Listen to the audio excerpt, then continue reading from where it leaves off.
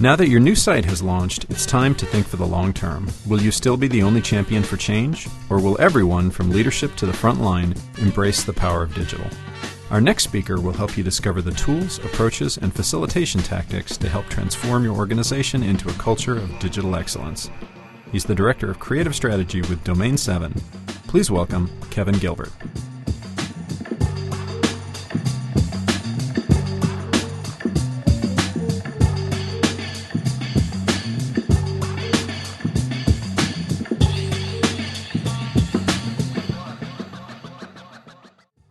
This is the story of you and me, the triangle-shaped people, the change agents, the very symbol of change, and what we think is possible, but always seems to get in our way.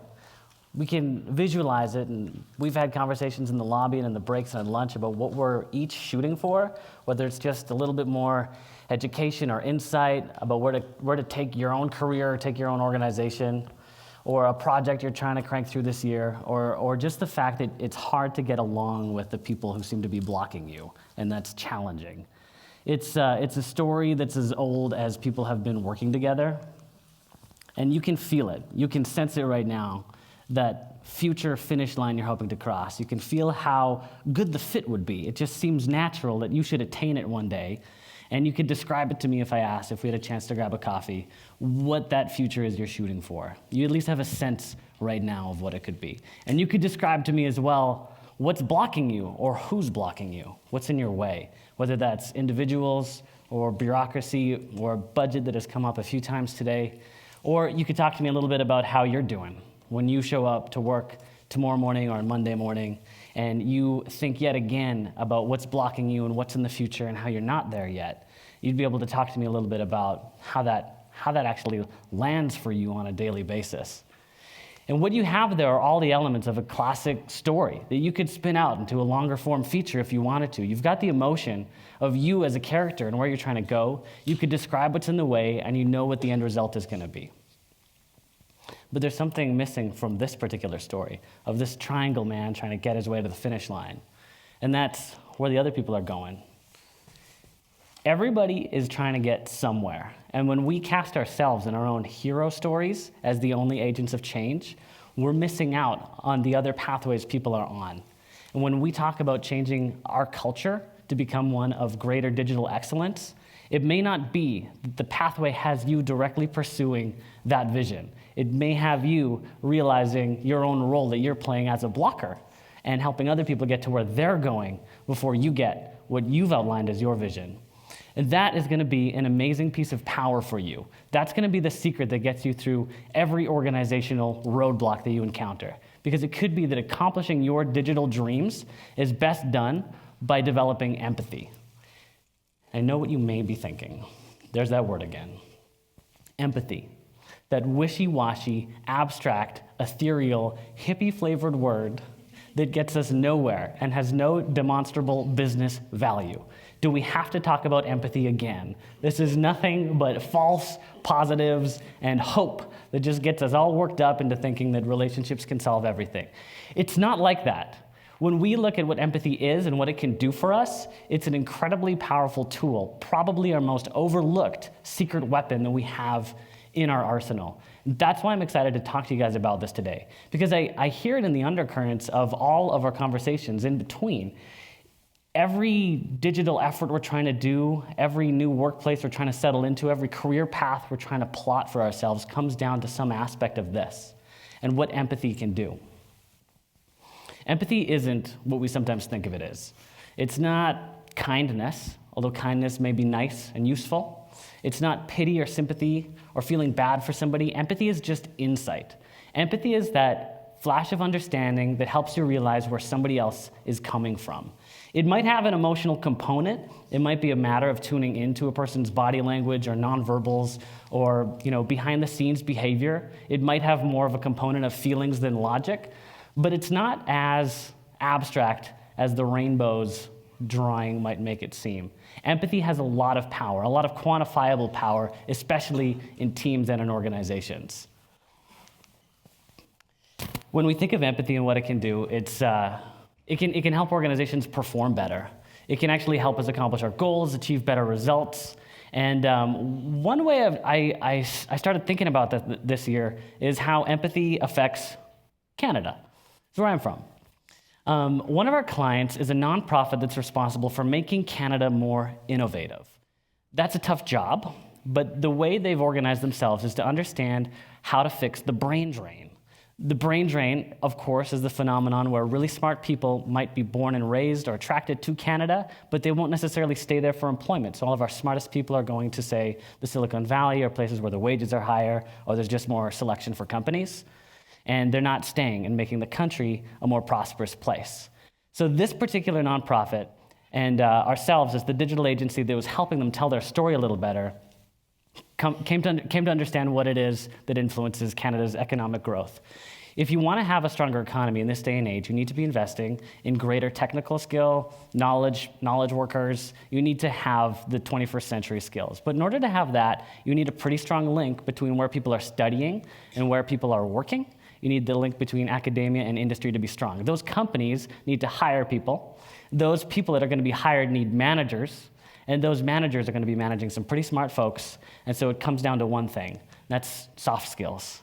This is what the nonprofit has determined. They're going to do their best to get grants and get interns going and attract researchers from overseas to come to Canada and make Canada more, a better place to work. But at the end of the day, there's also the workshops that this particular nonprofit is running to improve a person's nonverbal, interpersonal skills, communication skills, because that is the connection. And I had never seen it quite that clearly before, the link between a country's economy and how we interact with each other interpersonally. The fact that the GDP could be so connected to your EQ was really surprising to me. But this is the dynamic in our organizations too. We can only be as effective as we are with each other when we put those connections together into a whole. And that's where we have a lot of opportunity to keep working together. The other thing empathy can do, just taking that piece of insight about how or where somebody else is coming from and applying it to the projects or problems that you're working on, is that better, more creative, diverse ideas come out.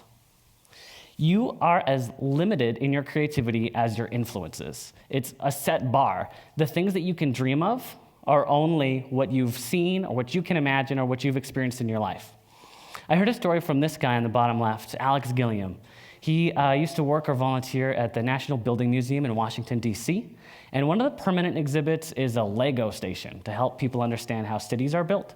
And so around the perimeter, you'd have a stash of Lego bits so you can build your own structure, then bring it to the center to form part of the city. And what he observed was that every day there'd be a distinct pattern in the city. One day there'd be only skyscrapers. One day there'd be only residential dwellings. One day it might be exclusively pyramids. After a full day of play and work, the structures ended up conforming to one another, which was a really bizarre phenomenon. And Alex wondered if he could influence that. So early one morning, before the exhibit opened up, he went in there and built his own shape. He built his own structure. It was this strange piece that's on the bottom right there. The Lego pieces were standing up vertically, kind of forming these stalactites. And he put that in the center and stood back to see what would happen. And the first family that came in, a couple of young kids, started playing off to the side, and then they brought their structure to the center. And it was this bizarre avant-garde piece that was a total outlier, just like the one he had planted. And the rest of the day proceeded to create the strangest city you've ever seen. Nothing conforming to skyscraper or pyramid or residential dwelling, all of it spilling over into these strange expressions. And this is what creativity with broader influences can do. You and me are limited to the stretches of our imagination and our own personal experience. So if it's my job to come up with an idea in a room by myself, there's going to be a box around that. But if I start engaging with you guys to understand the stories that you've been living in, the life experience you've had, we're multiplying our creative effect. And that type of innovative power is something an organization wants, the type of breakthrough ideas, those juxtapositions that happen when you're working through innovative challenges to bring things together from multiple perspectives. Creativity needs diverse perspectives, or it's not actually creativity. It's just you reaching for a neat idea. And we can get somewhere, don't get me wrong. That's how we've been set up to work in many of our organizations for a long time. But if there was another way to involve more perspectives and see the bottom line of what you're actually thinking of change, I would be pretty sure that we'd want to do that. The other thing that using empathy in our organizations can do is it can help create better workplaces. I know that sometimes telling stories about parenting can be a little alienating for those of us who don't have kids. I have just a small story about my daughter that I think will help us make this point well. My daughter is 3, and right now she really likes it when my wife and I do impressions of some of her favorite characters. She wants us to do voices all the time, which is usually fun, except for if we're talking. So my wife and I might be talking, and Addie, my daughter, might say, "Dad, can you please be the man with the yellow hat?" And I don't know why she likes the man with the yellow hat. He's one of the most neutral voice actors you could ever imagine, and his only job is to chastise a monkey. That's all he does. So being the man with the yellow hat just involves saying things like, "George, get off that statue!" But that happens, and she really likes that. But if we're talking, that's kind of inconvenient. But if I ignore her and just say, "Just a minute, we'll just finish up here," she'll keep asking, as you know. But if I can stop for just a moment and say, "You want me to be the man with the yellow hat?" She'll say, "Yes, I do." Then I can say to her, "Yeah, I'll do that, just one moment." That act of me just rephrasing back to her, of me acknowledging that I heard what she was asking for, puts her so much at ease. And I don't mean that to be patronizing. I'm not saying the people we work with are kids, but the act of being heard puts so many of us just at ease, knowing that there's something that we threw out there that was important to us that is heard by somebody else. And it's something that we have the power to give back to people on a daily basis, that power of being affirmed or feeling like your perspective matters is something that you can give out on any given day. And there's such a deficit of that in the places we work. People spend time describing what they're dreaming of, what they want, their vision for the future, only to be passed over or ignored because other visions are competing. I think of one of our designers at the agency I work with. Probably 5 years ago, there was a lunch and learn, and every week we'd meet on Fridays to talk about different industry trends and what was going on. And at the end of this one, I could tell he was a little upset because his voice was trembling a little bit as he raised his hand and said, "What I want to know is, when are we going to start taking responsive design seriously?" Nobody really had an answer for him. It wasn't anybody's particular job to say yes or no to the pursuit of an emerging trend that nobody had a clear pattern on what to do with. What ended up happening was we pursued it probably a year later than that. We were one of the first movers in the responsive design space. We won an Applied Arts Award for our work. We got some acknowledgement from the Boston Globe. It was one of the first higher ed responsive projects that was done, and our names were on that. But we were, in his mind, a year late. And can you imagine what could have been accomplished if somebody had just listened, said to him, "You care about responsive design. Tell me more about what that is." And if he had taken the time to ask, "Tell me what our clients are needing and wanting right now," so the needs could be matched up a little better, there wouldn't have had to have been the year-long cycle of frustration and waiting on something that absolutely transformed our organization and our clients' organization. That was a meaningful trend. And often, the smartest people that we're working with, who hold the secret keys to what technology is coming up, are the ones we need to listen to most. That might be us, it might be people near us, but if we are steamrolling towards our own triangle-shaped vision, we might not be realizing who we're blocking and what we're blocking and the stakes that might be there for what else we could be doing. And empathy is part of what can change that.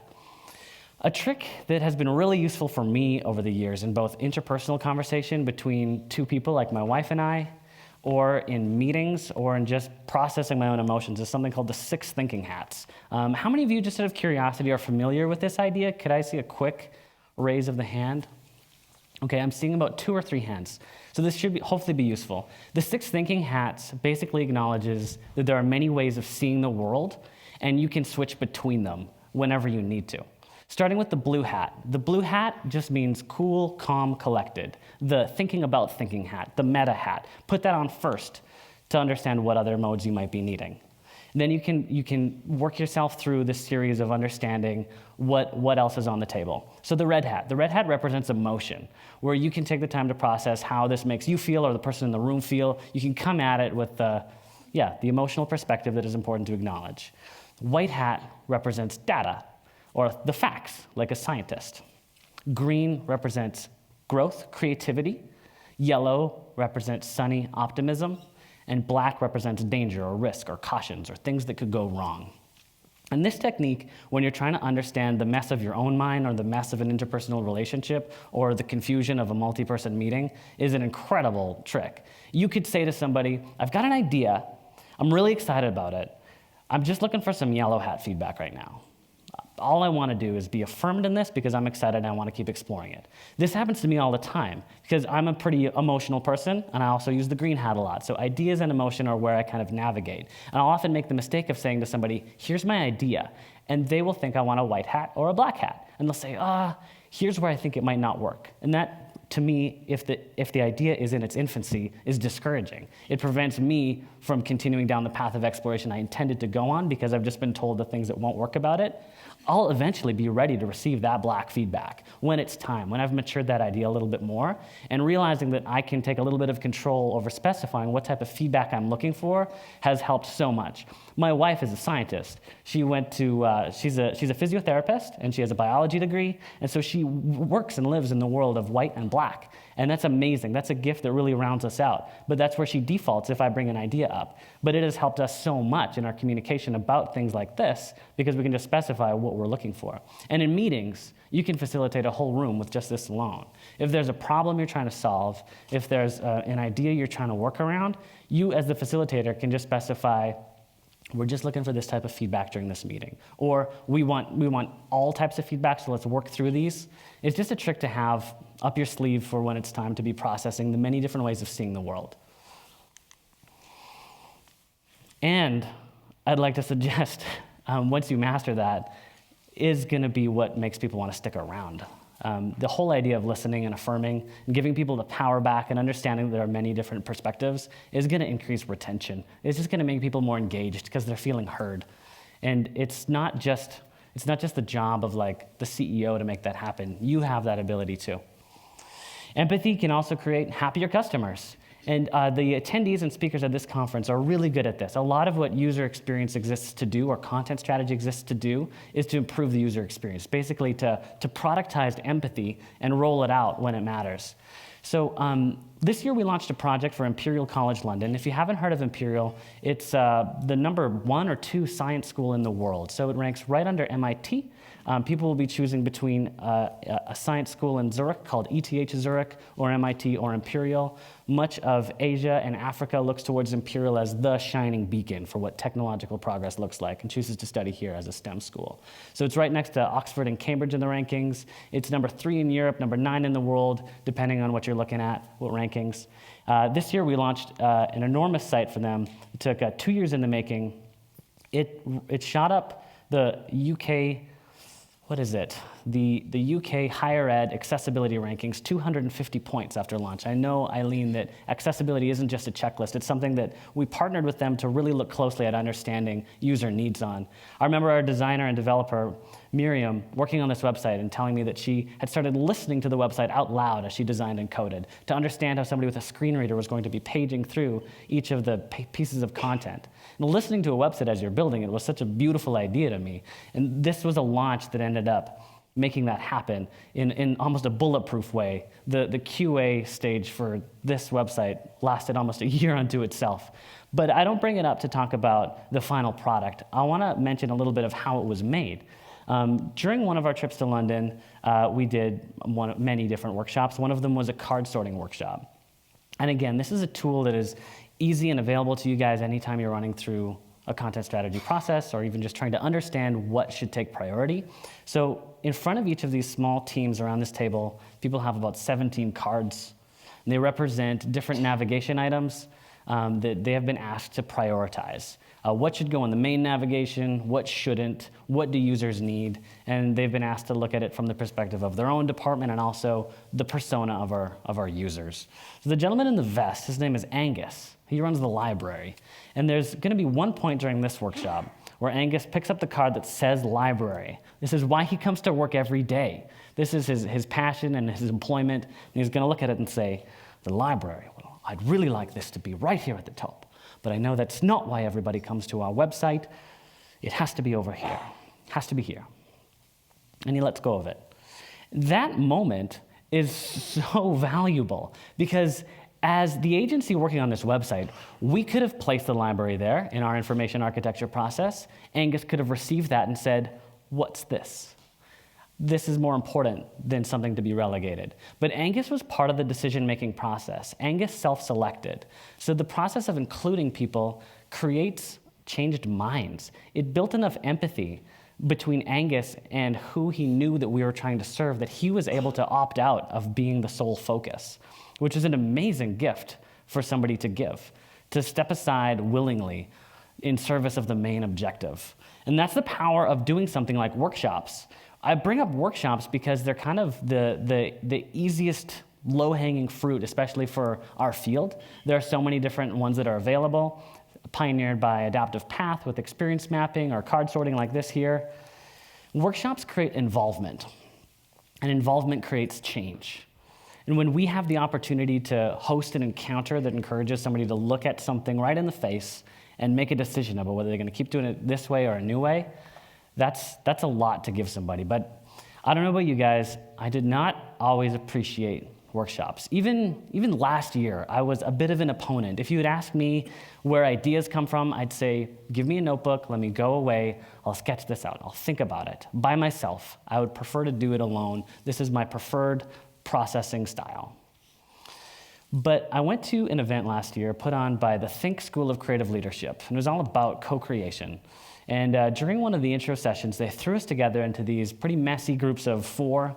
I was with people I'd never met before. We were given a challenge of doing some rapid prototyping on a concept about like redesigning the city. It was very frustrating. I didn't know who the people were. I didn't agree with the method we were solving the problem. And at the end of it, I sat in my chair, and the facilitator began her debrief. And she said, first thing, how many of you had a challenge with that exercise? How many of you found it very frustrating and you sort of had this sense in your gut, this frustration with what was going on? And I had to raise my hand. That's exactly how I'd been feeling. I didn't like it. And she said, you might need to work on your explorative mindset. So if you are trying to get to a better solution that involves more people, you cannot pretend that you are the sole source of great ideas. You need to involve other perspectives. That is the only way great ideas emerge. And settings like this, where we're working through things together, even when it's messy, even when you think you know there's a better way, is exactly when you need to be deactivating that cynicism and embracing the messiness. And that was a really hard thing for me to learn and understand, because I would prefer to just do it right and not the slow, messy, organic way. But seeing Angus change his mind, myself having my mind changed through experience, has helped me see the value of that. There's a saying from Benjamin Franklin, tell me and I'll forget, teach me and I'll remember, involve me and I'll understand. As somebody who works in an agency setting where, traditionally the model is sort of a Mad Men style where, the idea is cooked up in a separate space and then pitched to a paying client, I would rephrase it to be something like this: pitch me and I'll fight you. Persuade me and I'll begrudgingly believe. But involve me and I'll champion the idea like it was my own. Workshops are a mode of inception. When you get somebody to really buy into an idea in a way they hadn't seen it before, it's now theirs. They've co-created it with you. They're owners too. It's not just you saying, you should do what I think. It's saying, we should do what we think is right. And the force of a group of people believing in a single way to go, that can do amazing things for your organization. And again, just to bring it back, that's where we started. We started with empathy. But you might be thinking, yeah, okay. How do ideas happen? The same way that babies do. They require, first, consent. They require more than one person. They require a long gestation period, a painful delivery, and a lifetime of care.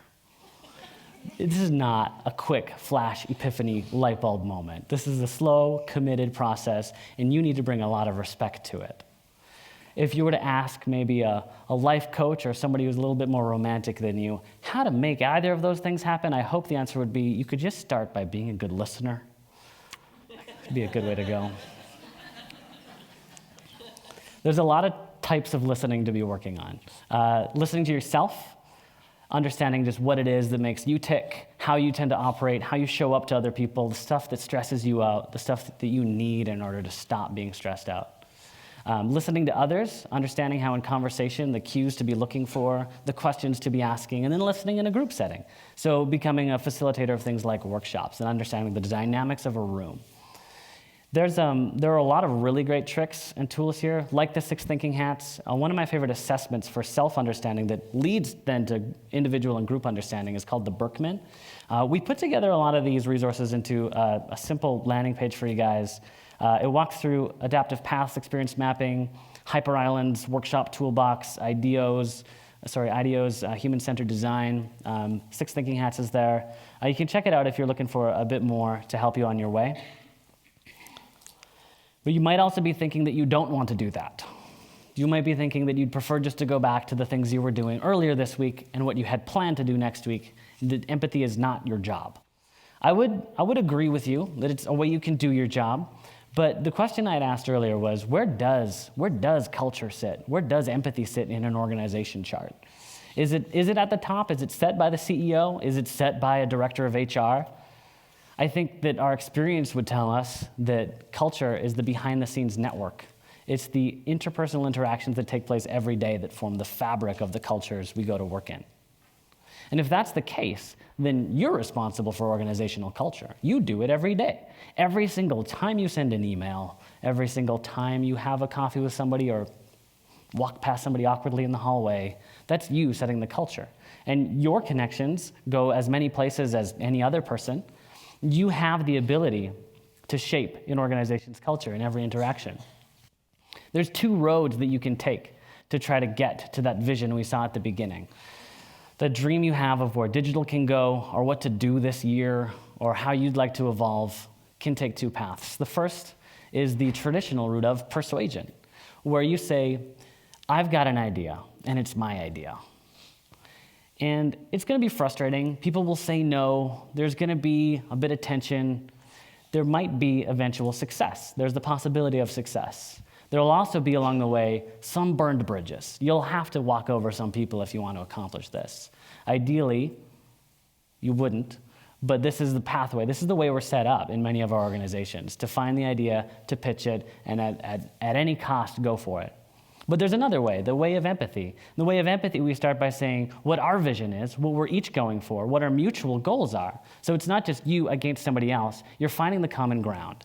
And instead of prioritizing the idea as the first thing you must accomplish, you're thinking of the connection, those lines between the boxes. You're thinking of the relational collateral that you're building along the way. One says idea first, one says collective vision and people first. In the empathy path, there's still going to be frustration. People will still say no. It's still not a guarantee of success. It's not going to be how you win every time. But at the end of the day, it's not just your own personal triumph, that sense of satisfaction of you achieving something. It's collective triumph. It's all of you accomplishing something. And what you've done, instead of burning bridges along the way or compromising the relationships, is you've built permanent roads that you can travel again the next time it's time to do something. If there's another digital project coming, this is something you can do again. It's long-lasting. It's not magic. You won't show up on Monday and suddenly find that by choosing the empathetic approach, that everything disappears for you, all of your obstacles just get lost. It will be a challenge. It will be something you have to choose to do daily. And it's a vulnerable move to say, even though I think I can articulate that future I want, I'm going to step aside from that temporarily and ask you what you're working on, what you're going for, to see if there's some common ground or understand if I was a blocker for you. And that's a tenuous moment where you don't know how it's going to land. You just don't know how it's going to end up. You could put yourself in a position where you get walked over, and nobody wants to feel like that. But I'd like to suggest that the future we're building together is worth stepping aside from your ego. There is so much amazing stuff that you are capable of and that our world is going to create in the next 5 years, 10 years, and 15 years that we can get to if we step aside from our own personal triumphs that we're seeking. There is a collective growth that we can do together if we're willing to take that awkward first step just for a moment to see what we're collectively moving towards. The future is too good to let our ego stand in the way. And that step of being courageous is going to be contagious. The act of being vulnerable, as Brené Brown says, is an act of courage. It's an act of strength. And you'll be surprised at the cue it gives to other people who become ready to do the same thing that you're modeling. When you start stepping into some of these practices, other people are going to follow suit. A little bit like a small experiment. That in this auditorium, all of us are sitting here, and there's mostly quietness, but eventually there might be a clap, and the first person to do that is going to maybe feel a sense of slight awkwardness as they're the only one in the room making any noise at all. But within a few seconds, they will be encompassed and joined and enveloped by everybody else joining in until the atmosphere is completely transformed. It's not like what it was before. And yes, that first step was awkward. It was very vulnerable. You put yourself out on a limb, but you were rewarded by everybody being there with you.